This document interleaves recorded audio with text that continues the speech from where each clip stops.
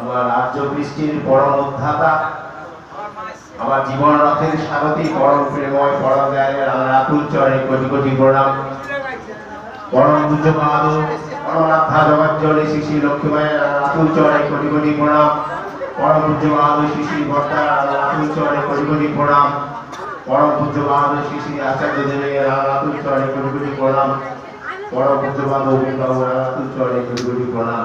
উপস্থিত শ্রদ্ধেয় ঋত্বিক দেবতাগণ, ভক্তিমতী মায়েরা, দাদারা, অধৈর্য যাজক, ছোট ছোট স্নেহের ভাই বোন, প্রতি প্রত্যেকের আমার যথাযোগ্যের শ্রদ্ধা, ভক্তি, ভালোবাসা ও আনন্দিত জয়গুরু।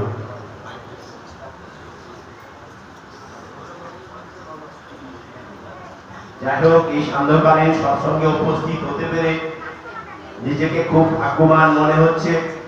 কারণ গত বছরও আমি এই উত্তমদার বাড়িতে এসেছিলাম, আমারও নাম উত্তম পাল। যাই হোক, শুনলাম একটু আগে যে মায়ের একটা মৃত্যু বার্ষিকী। তো যাই হোক, সর্বপ্রথম পরম দয়ালের আতুল চরণে তার বিধেয়ী আত্মার শান্তি স্বস্তি প্রার্থনা করি, তিনি যেন পরম দয়ালের চরণে থাকেন। যাই হোক, এইভাবে হয়তো বছরেই তিনি এইভাবে স্মরণ করেন সেই দিবসটাকে। আমি এইখানে যে সৎসঙ্গে উপস্থিত হতে পেরেছি আর এই যে ঠাকুরের দুটো কথা বলার সুযোগ পেয়েছি, এটা সত্যি ভাগ্যবান। কারণ পরম দয়ালকে মাথায় নিয়ে চলছি, দীর্ঘ প্রায় 50 বছর চলছে আমার। যাই হোক, বছরটা না বলাই ভালো। তো ঠাকুরকে ধরে আমরা কি পেয়েছি, ঠাকুরকে ধরবো কেন, আমাদের কি উদ্দেশ্য? ঠাকুরকে ধরার উদ্দেশ্য হচ্ছে অভাবকে তাড়িয়ে দেওয়া। জীবনে তো আমাদের অনেক অভাব অর্থাৎ ভাবলেশ, ভাবহীন। এই অভাবকে তাড়ানোর কারণ পুরুষকে যদি আমরা ধরতে পারি, তাহলে কিন্তু অভাব আমাদের চলে যাবে। কারণ অভাব না হলে কিন্তু আমাদের ব্রহ্ম জিজ্ঞাসা আসবে না। অভাবে পরিশ্রান্ত মনই ব্রহ্ম জিজ্ঞাসা করে, নতুবা করে না। কিসে অভাব যায়, তা কেমন করে পরিশেষে ব্রহ্ম জিজ্ঞাসা আসে।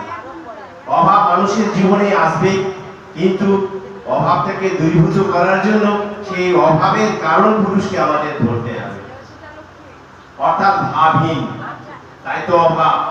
আর এই ভাব কথা দিয়ে সে ভূ ধাতু থেকে, আর ভূয়ের বাংলা হচ্ছে হওয়া। হওয়া হয় কখন? করা থেকে হয়। আর করা হবে কখন? আমি যদি ধরি তাকে। ধরার পরে করতে হবে, করার পরে হওয়া হবে, তারপরে কিন্তু পাওয়া করবে, নচেত হবে না।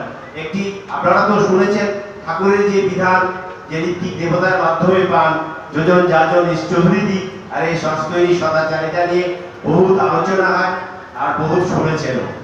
কিন্তু ঠিক মতো যদি এগুলো পালন করি, ঠাকুরের ধর্ম হচ্ছে আমার বাঁচা এবং বাড়া।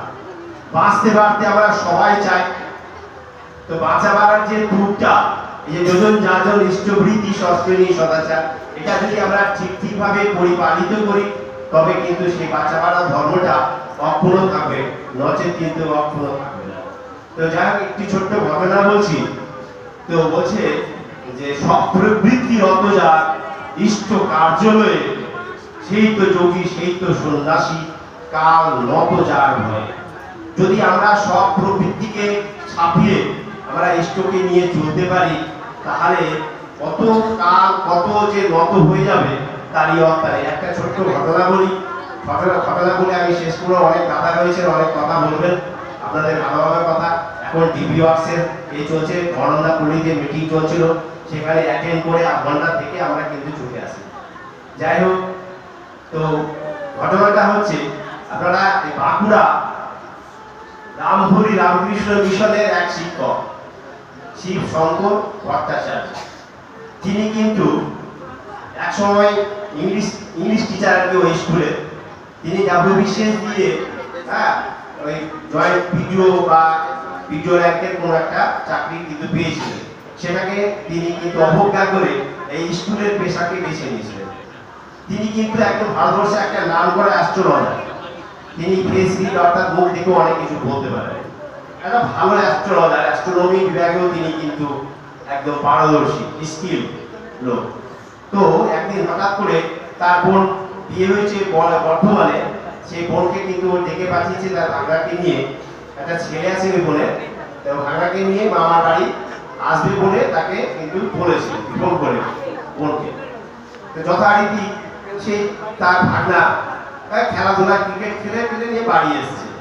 এসে মা বলছে, এই শোন মামা ডেকেছে, যাবি? যে হ্যাঁ যাবো না, মামা ডেকেছে যাবো না, চলো। কালকে সকালে মামা কিন্তু ডেকেছে, যেতে হবে। সে যথারীতি কিন্তু সেই ভাগনা সে মামার বাড়ি গেল। তো মামার বাড়িতে গিয়ে রাত্রিবেলা আর কি বসে আছে, তো সেই ভাগনাটাকে ডেকে, মামা কিন্তু ওই যে বললাম যে ফেসবি মানে মুখ দেখে বলতে পারে, হ্যাঁ, এবং তার একটা জন্ম পুষ্টি করা ছিল দীর্ঘদিন ধরে, সেই মামার বাড়িতেই ছিল। সেই জন্ম পুষ্টিটা কিন্তু পুষ্টি বিচার করতে পারে বাবা। তো সেই বড় বড় পুঁথিগুলো বের করে আলমারি থেকে, আর সেই ছেলেটিকে একটু ডেকে নিয়ে ভাগনাকে বললো যে শোন এখানে দেখে একটু তোর হাতটা টেনে একটু দেখে টেকে নিয়ে, মনটা খারাপ হলো বাবা। তো ভাগনাকে তেমন কিছু বললো না, কিন্তু ওর মাকে ডেকে বলে, দেখ ভাগনার কিন্তু খুব একটা খারাপ যোগ আছে, মৃত্যু যোগ আছে, তো সাবধানে থাকিস। সে আলমারি থেকে কয়েকটা স্টোন বের করে বেছে তাকে দিতে লাগলো। তখন সেই ছেলেটিকে দিতে বললো যে ধরুন আমার এসব রাখো তো, তোমরা এগুলোই কিন্তু এই যে মানুষের সমস্যাগুলোই বলতে পারো, তোমরা সমাধান কিছু দিতে পারো না, কিছু করতে পারো না, মানুষকে ঘাবিয়ে দাও। আমার যা এই যে পরম দয়াল আমার যা বীজ নামটা দিয়েছে, এতেই আমার সব পার। তো যথারীতি তার গভীর বিশ্বাস, সে ইষ্টভীতি পড়ায় একনিষ্ঠ, হ্যাঁ, প্রতিদিন প্রার্থনা করে। তো যথারীতি কিন্তু মায়ের হাজারো মন, তো মায়ের মন কিন্তু খুব খারাপ। সে রাত্রেবেলা খাওয়া দাওয়া তেমন ভাবে করলো না, ঘুমটাও হলো না। সকালবেলা উঠে কিন্তু আবার ওই ব্যাগটা নিয়ে এসে আবার কিন্তু বেরিয়ে পড়লো, বলছে না আর থাকবো না। তো এবার যেতে যেতে ছেলেটাই বলছে, ধুর মা তুমি এসব কি চিন্তা করছো, আমার ঠাকুর আছে না, কিচ্ছু হবে না, তুমি ভেবো না। যথারীতি সে বাড়ি আসে, যে এরকম চলতে থাকে। স্কুলে যায়, ক্লাস 7-এ পড়ে ছেলেটি। হঠাৎ করে একদিন সাইকেল করে যেতে যেতে তার কিন্তু একদম একটা পাথর বোঝায় লরির সাথে সেই সাইকেলের ধাক্কা লাগে, ছিটকে পড়লো 10-12 হাত ধরে। যথারীতি সে তাকে অনেক স্থানীয় লোকগুলো হাসপাতালে নিয়ে গেল। নিয়ে গিয়ে অনেক জায়গায় ফ্র্যাকচার হয়েছে, মাথা টাথা ফেটে গেছে, রক্তাক্ত, নাক দিয়ে রক্ত পড়ছে, ব্লিডিং হচ্ছে। সেই চিকিৎসা করে ফিরে আসলো। এসে নিয়ে সেই এই হচ্ছে তার মৃত্যু যোগ যে পরম দয়াল কাটিয়ে দিতে পারে এই ছোট্ট কাট্যর মধ্য দিয়ে, এরকম কিন্তু অজস্র ঘটনা আছে। তাই তো ঠাকুর বলছেন, যোজন যাজন ইষ্ট প্রীতি করলে কাটে মহাভীতি। আমাদের যে মহা ডেঞ্জার কেটে যেতে পারে আমরা যদি ঠিক ভাবে পালন করি। ঠাকুর বলছেন, মানুষের জীবনে দুর্ভোগ আসবে না, সে কি হয় যদি আমাদের যোজন যাজন ইষ্ট প্রীতি আর ইষ্টি চলন যদি ঠিক থাকে, তাহলে মানুষের কিন্তু এই দুর্ভোগগুলোকে আমরা জয় করতে পারি। মানুষের জীবনে দুর্ভোগ আসে, অনেক কারণ আছে। সেটা এক ধরনের প্রবৃত্তির, আমরা প্রবৃত্তি মার্গিক চলি, মিথ্যাচার, আমার প্রারব্ধ কর্মফল আছে, এইসব ফুটো দিয়েই কিন্তু আমাদের জীবনের দুঃখগুলো চুইয়ে আসে। আর এই দুঃখের ফুটোগুলো বন্ধ করতে হলে আমাদের এই যোজন যাজন আর ইষ্ট প্রীতি কিন্তু অব্যাহত রাখতে হবে, নচেত কিন্তু আমাদের আর নিষ্ঠা নেই। আপনারা একটু আগে শুনলাম ওই দাদার মুখে, চলছে যাওয়া কথা চারিদিকে এখন রাবণ, চারিদিকে এখন কংস, এখন সেই রাম নেই আর শ্রীকৃষ্ণ নেই। বর্তমান যে যুগ পুরুষোত্তম আছেন, এরকম কিন্তু বীজের স্তর কিন্তু অনেক আছে। আমরা হয়তো তাকেই সর্বোচ্চ ভেবে নিতে পারি, অনেকেই ভাবি যে তাই, কিন্তু মানুষের সেখানেই উন্নতিটা আটকে যায়। কারণ এই গুরুবাদের দেশ ভারতবর্ষ, হ্যাঁ, বিভিন্ন বীজ নাম আছে, সেই বীজ নামের কিন্তু একটা স্তর রয়েছে।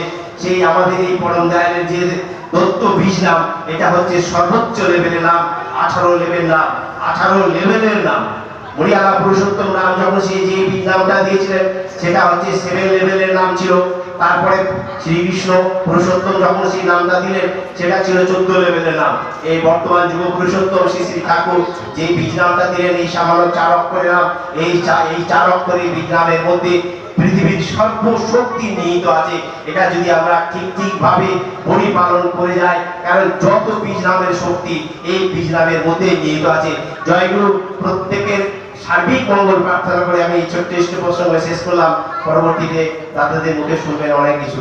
জয় গুরু।